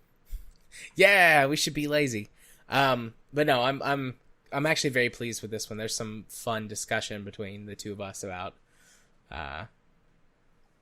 not gaming things. Several fairly long discussions. About non-gaming things, obviously. Indeed. So I'm excited about that.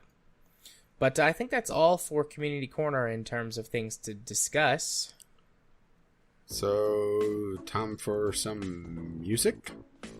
Indeed. Let me guess, you have something right away. Well, I have my Discovery queue up, so of course I do, right? Okay, go for it. So, I have Swords and Souls Never Seen. This is published by Armor Games. I don't know Soul Game Studios, but Armor Games has done... Well, let me go double check that. They've done a fair amount on Steam, so some decent stuff. This is a single-player turn-based combat with looks like some sort of almost mobile-style Fruit Ninja stuff going on, as well as minigames. It's weird. It looks like a beat-em-up almost, even though I don't see it listed in the tags as that. But, tags can be deceiving, of course. It released, when did this release? It released yesterday. I mean, it has an interesting art style. It has almost a Rayman feel to it, where the hands and feet are disconnected. Yeah. It's just it looks like a weird amalgamation of different things. Never Seen is a unique RPG where leveling up takes skill. Create, train, and upgrade your characters as you please. Discover the Never Seen and its erratic locales and battle across the lands to foil enemies. An enemy which is plans. So RPG. And has some pretty good reviews overall. So there you go. Something a little weird to start off with. You have something weird? Gotcha. Yeah, I got one. I don't know if you'd call this weird or not. It's called Gloomhaven. This is based on a board game, which I have seen before. I've never played it, but I've seen it. It's a tactical hex, sort of grid-based, turn-based game. It says that there's tactical RPG and dungeon crawling sections. But it's a fantasy RPG style game. Got some body horror-esque elements to it if it draws pretty heavily from the board game. Although it does look a little bit brighter and shinier than the board game makes it out to be. That's not necessarily a bad thing. I do like things that are a little bit more vibrant, and you can do a lot of interesting things with that if you contrast it to the actual board game itself. This developer that makes it did the Fable Fortune CCG, free-to-play CCG that came out last year. I don't know if that's the only thing it says that they've done. The devs could obviously have more experience with other things, but as a dev studio, that is what they have made. So, I've never actually played the Fable Fortune game, so I don't know if that's a good thing or a bad thing that they were the team that made that. But this looks pretty good. It's in early access right now, set to develop throughout the rest of 2019. So I'm gonna keep my eye on it, see if I can get a review key. I mean, I wouldn't mind paying for it, but if I can get it for free, why would I? Well, I got something pretty interesting. Automat Chef. Essentially, remember Gunsmith a while back? Yeah. That with a cooking skin on it.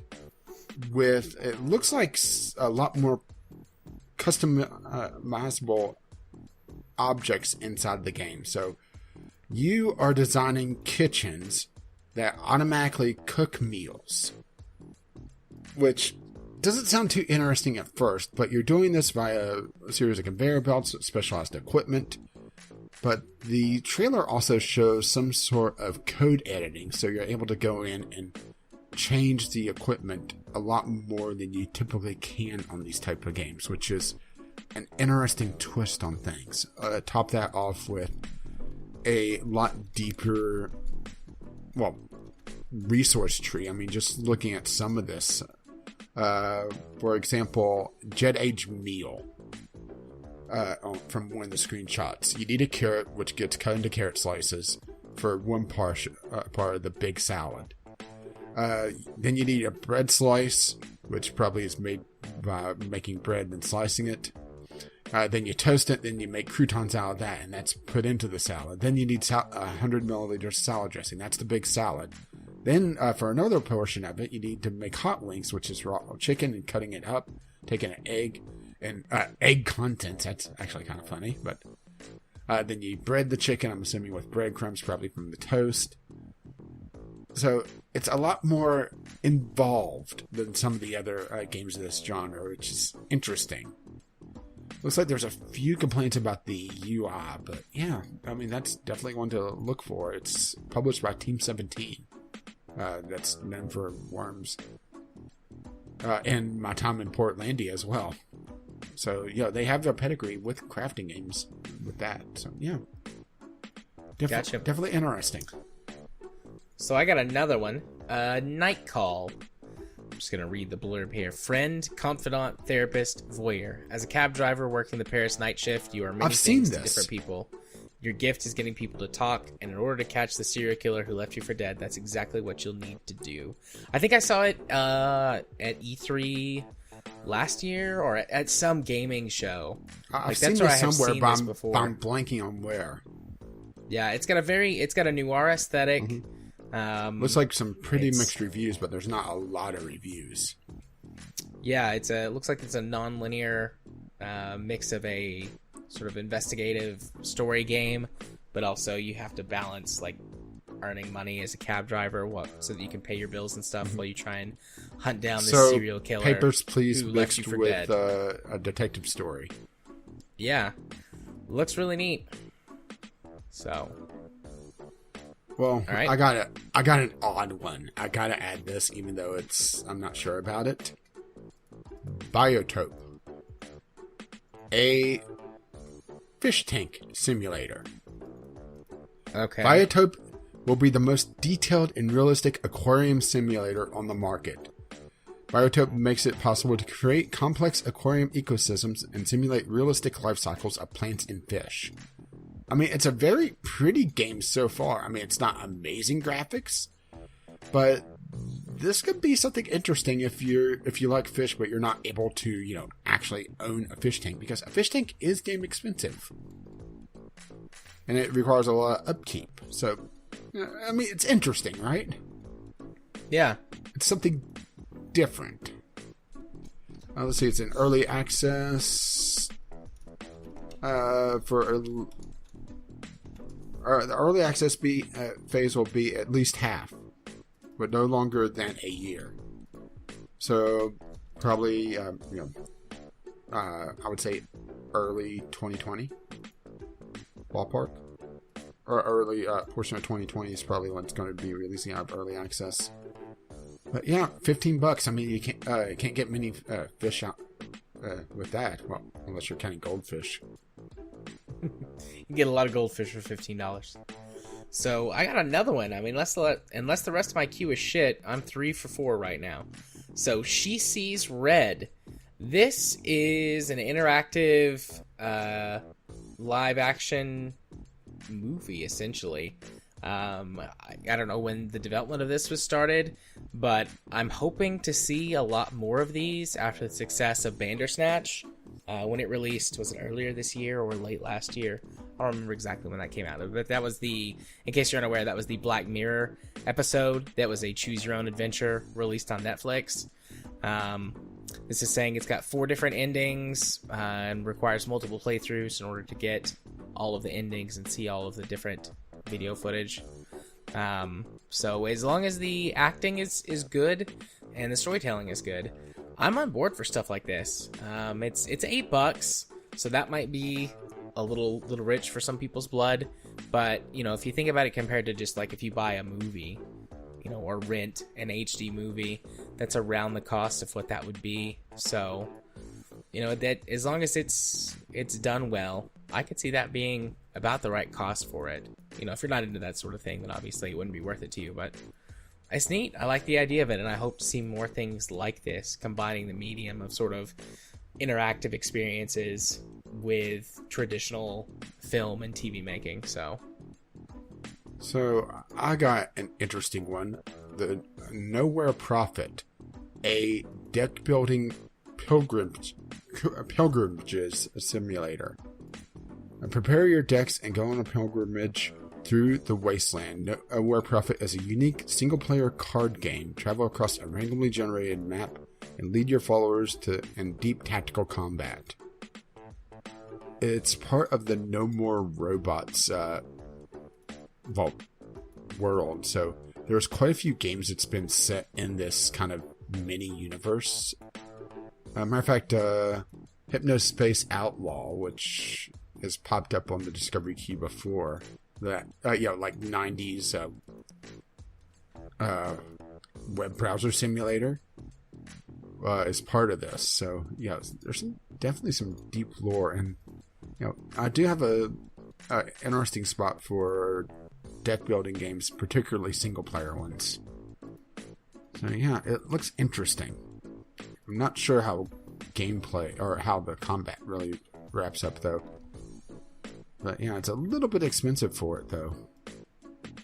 $23, base price $25.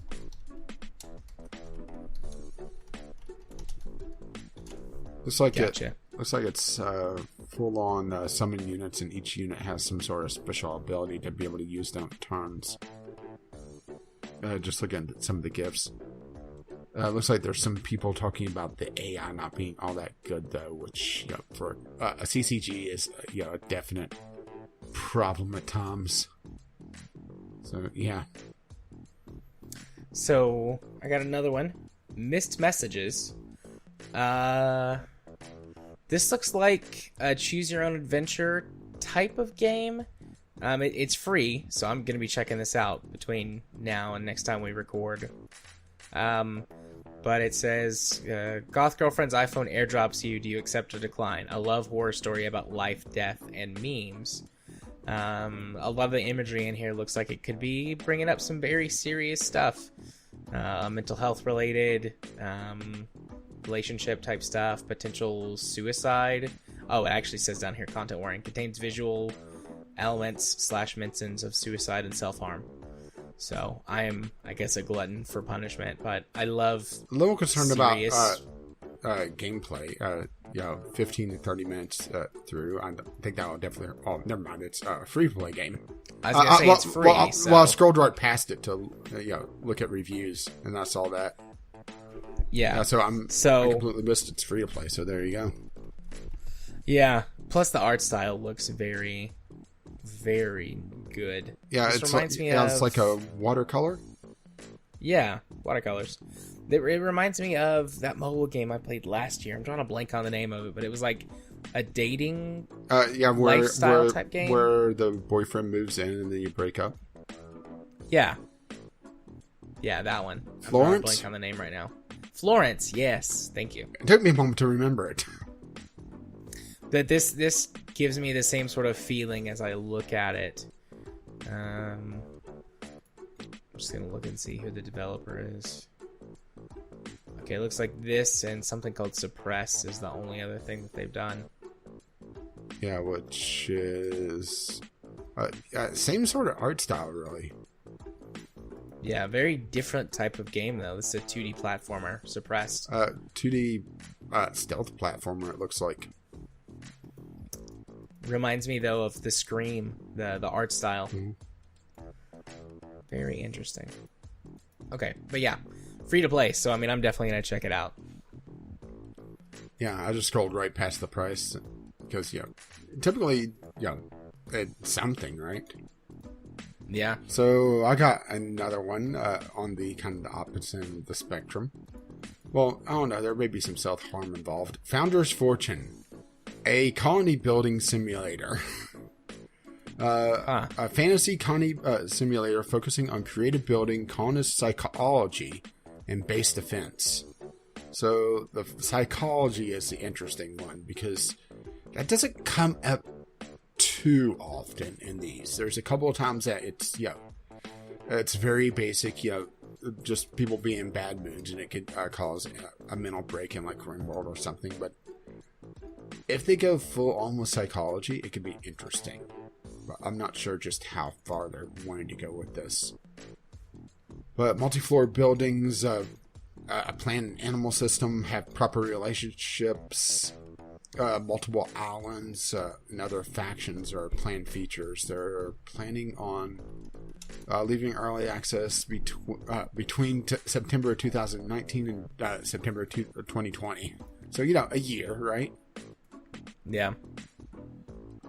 Looks like this is their first foray, at least on Steam. So, yeah. I mean, it has an odd art style. It looks, like... It's a very low detail, low poly art style, but it's not low poly, if that makes any sense.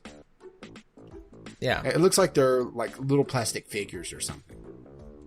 Sounds kind of cute, actually. Yeah, it's rather cutesy, so if it could get dark, that would be interesting, that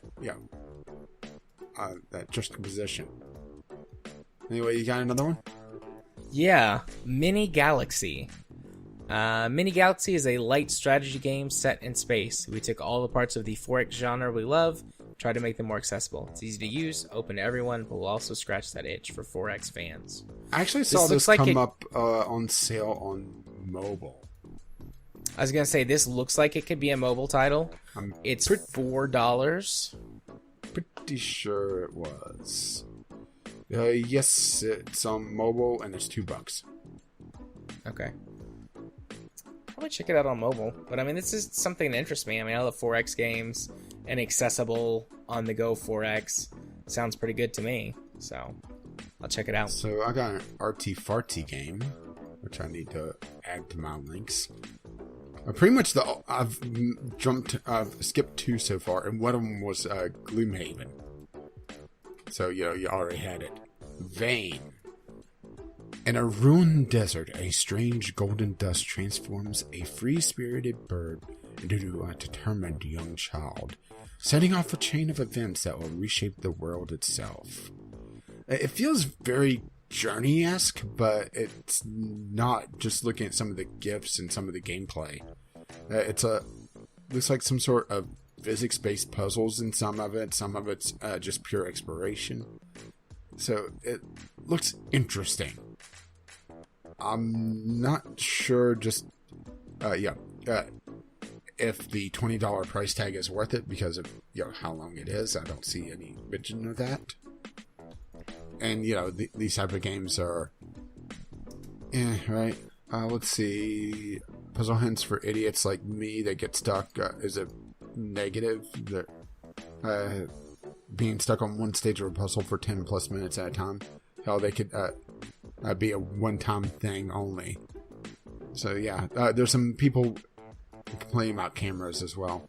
So it looks like it's an interesting one. I'm not sure about full price though. I would have to dive more into it. It's interesting. And that's kind of the point of this, isn't it? Indeed. So that's my entire queue. I got 1, 2, 3, 4, 5. So nearly 50%. I got a RPG Maker one, so I'll just skip that. I have 3 remaining, and what the hell? I'll add this just because it's a different style of racing than what we usually see. MotoGP 19. MotoGP is bike racing, yep. Right? Motorcycles. Just because we don't really see that much on motorcycle racing. So it's not exactly the highest fidelity racing game I've seen, but does it look terrible? And motorcycle racing could offer some interesting gameplay compared to car racing.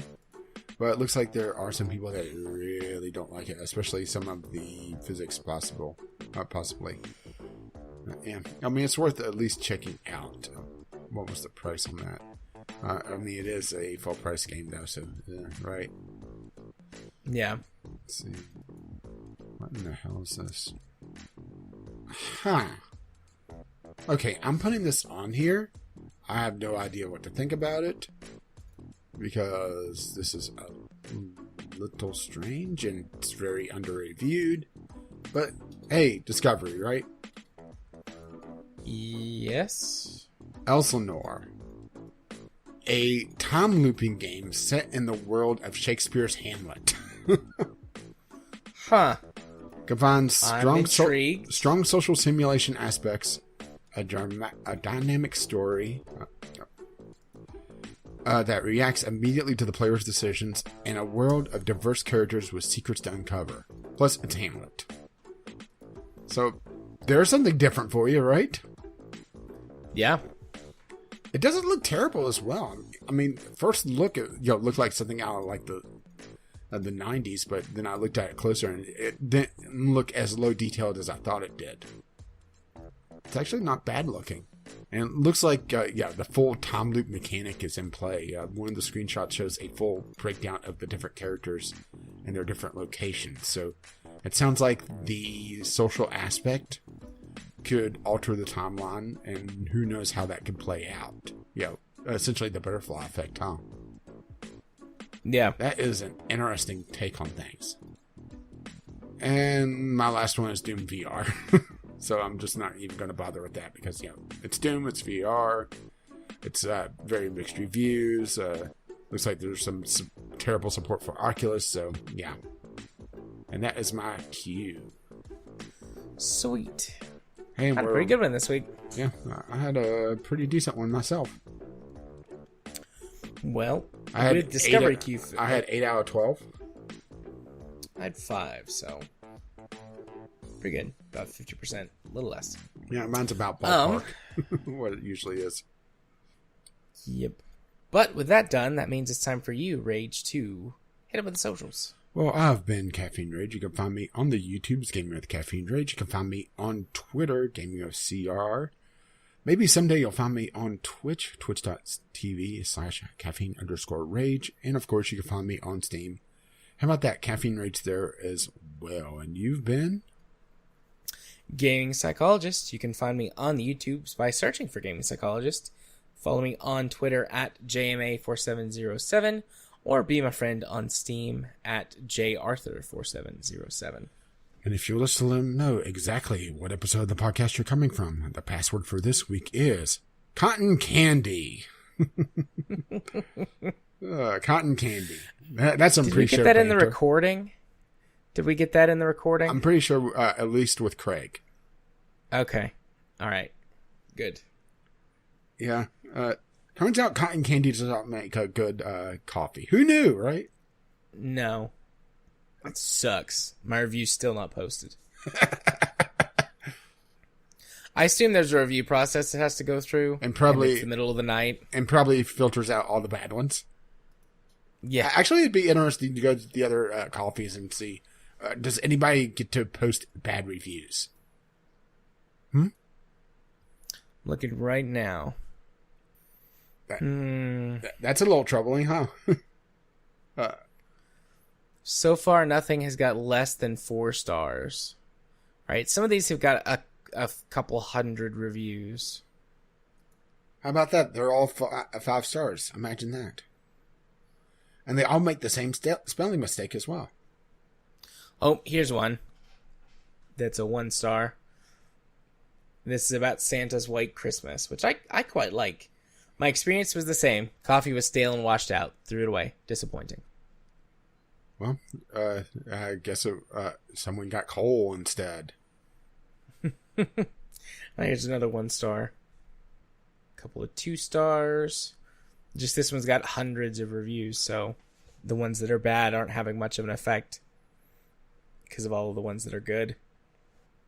Anyways, yeah. So there are some negative reviews. And if you was to send us your negative reviews, I guess you could send them to vglpodcast@gmail.com, or you can just send your normal reviews or your letters, voicemails, game-related topics, or just tweet them to us, VGL Podcast, on, well, how about that, the Twitter.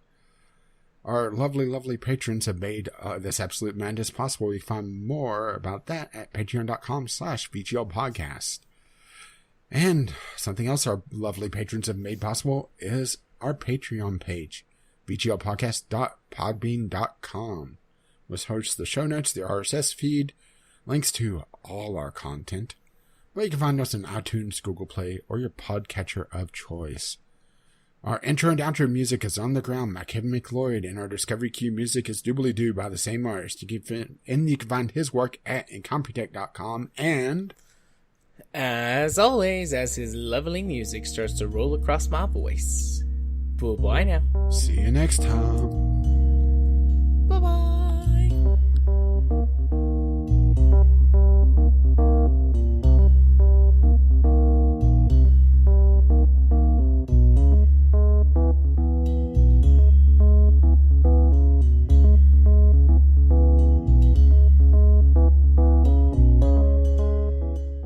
Yeah, maybe I'm just too much of a cheap ass when it comes to coffee to buy this stuff, you know?